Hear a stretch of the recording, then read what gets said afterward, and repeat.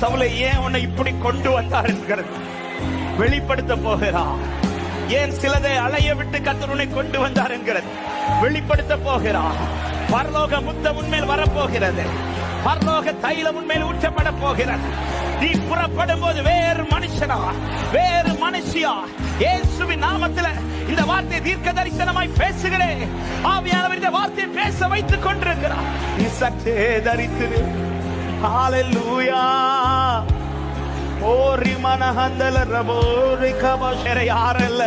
நீங்களும் ஆண்டவரும் மாத்திரம், நீங்களும் ஆண்டவரும் மாத்திரம். உங்களை சுற்றி இருந்த அநேகரை கர்த்தர் உதறிவிட்டார். உங்களை சுற்றி இருந்த அநேகரை கர்த்தர் அனுப்பி விட்டுட்டார். இப்பொழுது நீயும் ஆண்டவரும் மாத்திரம்.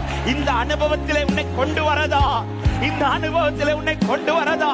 ஹalleluya. பல காரியங்கள் உங்களை விட்டு கர்த்தர் நஷ்டப்படுத்தினது, உங்களை விட்டு கர்த்தர் எடுத்தது, உங்கள் வாழ்க்கையில் இழப்பை சந்திக்க வைத்தது.